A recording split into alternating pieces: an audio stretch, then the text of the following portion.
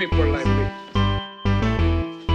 You need people like me so you can point your f***ing fingers and say, that's the bad guy. That's the bad guy. That's the bad guy. That's the bad guy. That's the bad guy.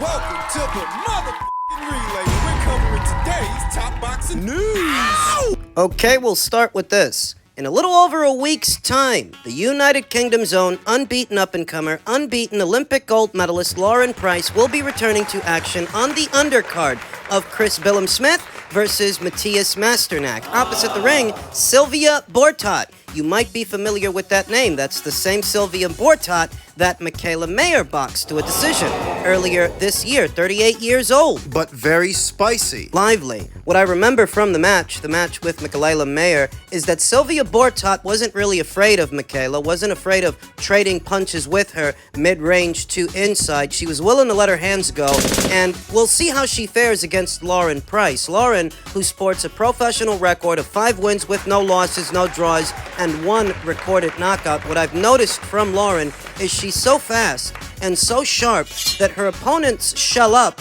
due to that speed. It disarms them. Not dissimilar from what we see in Clarissa Shields' fights, where Clarissa is just so fast and so sharp, the other girls stop trying. That speed, it disarms them, disheartens them to where they don't want to open up for fear of what punches are going to get in. The same applies to Lauren Price. She's very fast. And I've noticed that in her fights, after a while, the other girls stop trying. Hopefully Sylvia Bortot can push her, can give her a fight. Sylvia Bortot, who's got more fights and more rounds in the bank than Lauren, sporting a professional record of 11 wins with 3 losses, 1 draw, 3 recorded knockouts, having been knocked out once, at least once, in 15 professional bouts. She was stopped by Belgium's own Ocean Dirieu in April of last year. More recently, she dropped a decision to Flora Pilley in May of this year, and then another decision to Michaela Mayer in September, and she's likely going to drop another decision to Lauren Price later on this month. That's saying that this entire calendar year will have come and gone without Sylvia Bortot winning a single fight. Not a single fight she's had this year. It's a tough business, and that's a tough sequence of fights. From Michaela Mayer in September to Lauren Price in December. Lauren Price, who debuted as a professional in June of last year. She boxed 2 times last year, and she's already seen action 3 times this one. This upcoming fight later on this month will be Lauren's 4th fight this year, and that's the right kind of schedule for an unbeaten up-and-comer like Lauren Price. You want the fighter to gain as much experience as possible in the early stages of their careers. This is only Lauren's 2nd year as a pro boxer coming out of the amateurs. The hope is that Sylvia Bortot won't be intimidated by Lauren's speed and combinations, and she'll actually make a fight of it. Lauren can't hope to learn very much from fighters who really aren't trying, fighters who mentally check out. So hopefully Sylvia will show the same moxie in this fight that she just showed in the Michaela Mayer fight 2 months ago. Make a fight of it. What I'd like to see from Lauren is clean, hard shots. Clean, hard punches. She's got speed. She's got buckets of speed and combinations, but I want to see the punches actually get in, and I want to see the punches do damage. What I'd like to see is for Lauren to work around the other girl's guard to get punches in there, because so often when they can't deal with her speed, they shell up and shy away from the action. And this is where shot selection comes into it. Punch picking. What punches are you throwing? When and where are you throwing them? And are they getting in to open up the opponent? Talking about just wasting punches on the opponent's arms and gloves once they're discouraged and stop throwing. I want to see Lauren open up the other girl, do some damage, get some hard shots in there. Set to go down in a little over a week's time on the 10th on the undercard of Chris Billam-Smith versus Matthias Masternak. Keep your eyes peeled for that. Men's super lightweight news, Oscar De La Hoya on Ryan's future. As his promoter for many years to come, will figure it out. I'm proud of him, in spite of the rift between them that we've watched play out publicly 4 weeks now, it seems that Ryan is still a Golden Boy Promotions fighter. He was using everything he was working on in the gym. The distance, the jab, the right hand, boxing. Proud of him, man. After the fight, Garcia called out Rolando Romero, the WBA 140-pound titleist, to a match. It is not clear if that fight can happen anytime soon, as Romero is connected to the PBC, the rival outfit of Golden Boy. De La Hoya demurred when asked of Garcia's next steps. "I don't know," De La Hoya said. "I haven't even thought about it. We'll have to go back to the drawing board as his promoter for many years to come. We'll figure it out and figure out a plan." O'Hara Davies is the mandatory challenger to Rolly Romero's WBA title. He was supposed to be boxing Ishmael Barroso on the undercard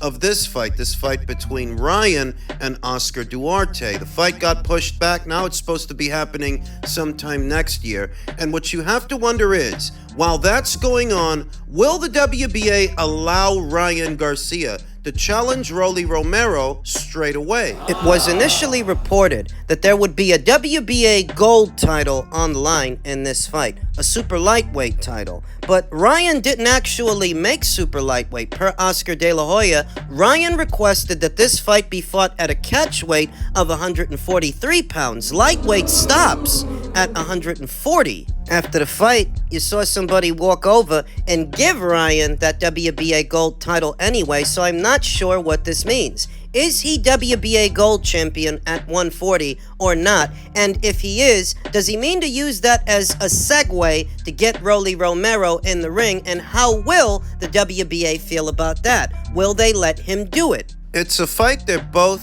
receptive to, both Ryan Garcia and Rolly Romero. Some would suggest that it's a commercially viable fight that could do robust numbers at the box office. Oscar De La Hoya, after the fight, said, "I'm proud of him, man. I'm proud of every fighter. Being inside the ring, fighting, you feel so much emotion. Outside the ring, a big fight, especially after you lose, you come back and you think everybody is your enemy, and then after you win, everything is great. Bro, I've been there." Is that to suggest that now it's all sunshine and rainbows between Ryan and Oscar and Ryan and Bernard now that Ryan is back in the winner's bracket? No, I don't buy that. I don't believe that. I still think there's a rift between them because Lupe Valencia, Ryan's legal counsel, his manager, is rumored to be in cahoots with Al Heyman to try to get Ryan Garcia to cross over from Golden Boy Promotions over to the PBC. But the problem is that Ryan still appears to be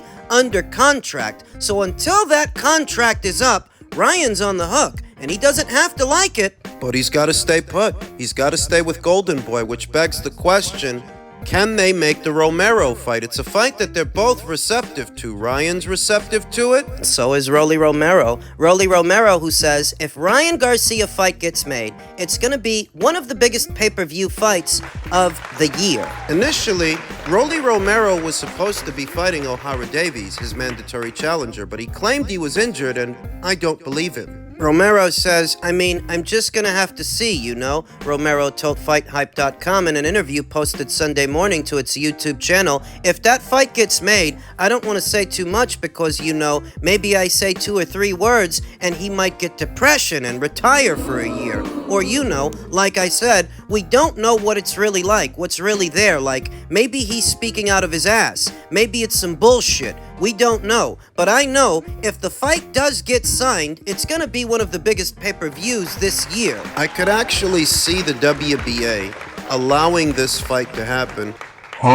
So long as both parties are actually working on it, working together, and the fight stands a realistic chance of happening. I could actually see the WBA allowing it to happen because they might view it as a commercially viable fight. And that might come at the expense of O'Hara Davies and what is supposed to be his title shot, but how many times have we seen that before? Does the name of Carlos Adames ring a bell? Well, I understand that Carlos's situation involves the WBC as opposed to this one that involves the WBA, but the underlying principle is the same. Just because the sanctioning bodies claim that you're the mandatory challenger, it's still up to them as to whether or not they want to mandate the fight, push for the fight, and what leniency they allow the champion.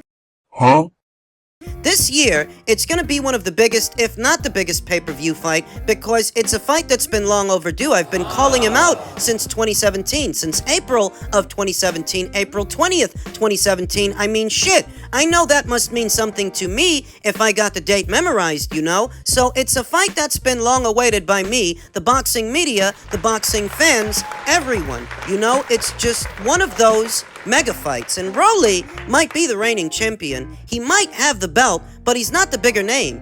Huh? He's not actually the bigger marquee fighter. He's not the A-side. There's a glaring disparity in Rolly's numbers with Gervonta and Ryan's numbers with Gervonta. With Ryan, When Gervonta fought Rolly, that fight didn't even crack 300,000 buys, but when he fought Ryan, the fight brought in a million pay-per-view buys, so we see what the difference is. I mean, then you get me, shit, you get me, the greatest salesman in the world, you know, Romero said. And then you get, you know, pretty princess over there, you know. So it sounds like a good time. Sounds like a good time, and I wonder if push comes to shove and Rolly has to go to DAZN to do the fight. Will he do it? It's not like Showtime is in the picture anymore. The PBC are supposed to be jumping into bed with Amazon. I don't think Oscar wants to send his golden goose to a rival platform again. They did that for Gervonta Davis, but Rolly Romero is not Gervonta Davis, so I think what it's gonna take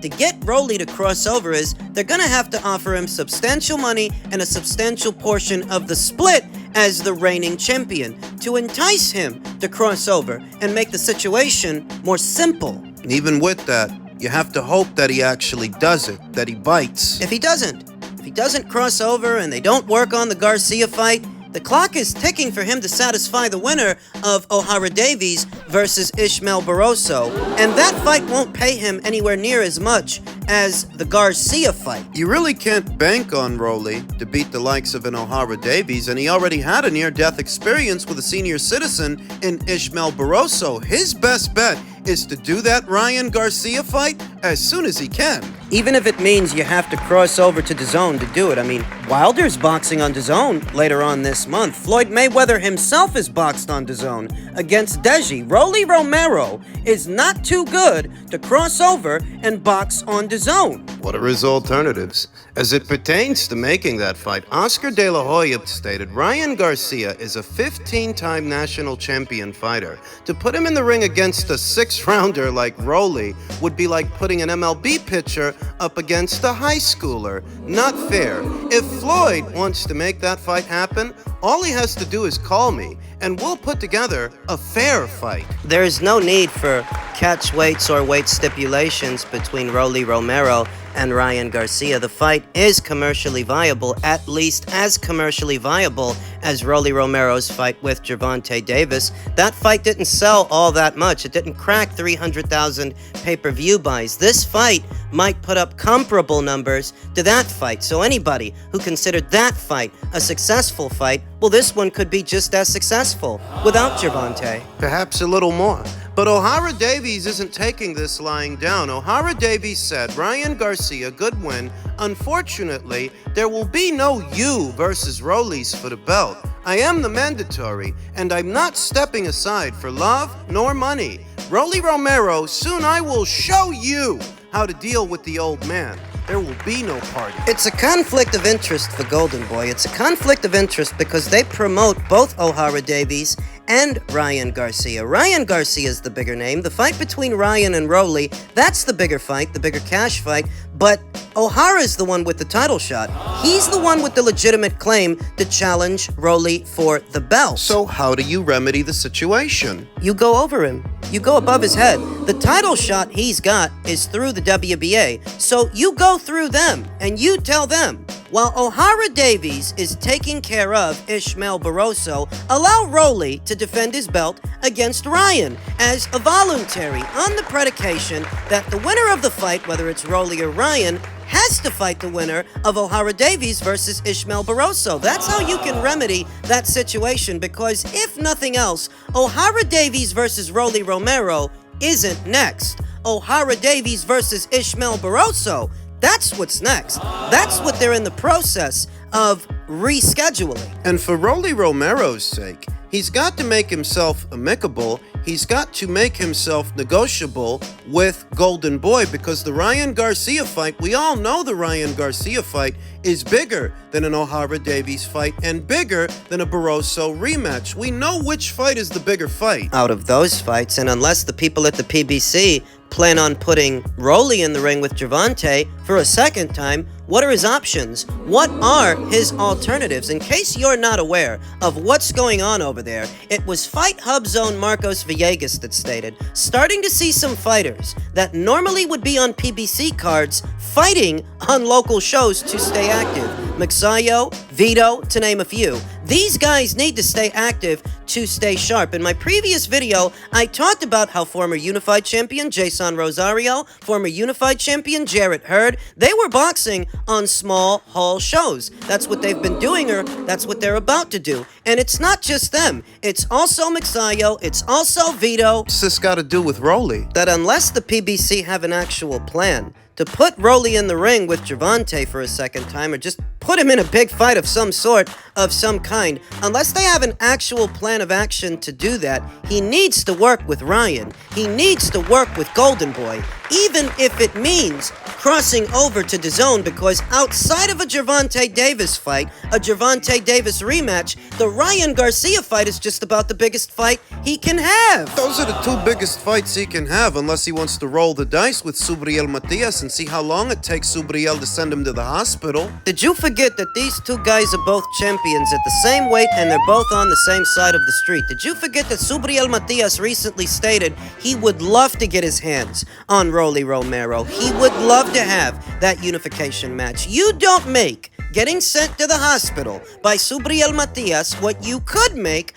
boxing Ryan on DAZN. It's for this reason I emphasize, I stress, that if Rolly is serious about fighting Ryan, he needs to make himself amicable, make himself negotiable, because that's one of the few cash fights that he can have. Fighters at the PBC are already starting to float away in an effort to stay busy and stay active at a time when the PBC can't really accommodate them. You're seeing that fighters are fighting on small hall shows. So what if they can't afford to accommodate Rolly right now? Then what should Rolly do? Should Rolly sit on his hands and wait for the winner of O'Hara Davies versus Ishmael Barroso to emerge? Is the winner of that fight, whoever it is, whether it's O'Hara Davies or Ishmael Barroso, does that make for a bigger cash fight than a Ryan Garcia fight right here and right now? If that retard wants to make any kind of dollars, he needs to work with Golden Boy and cross over to DAZN, because you'll make more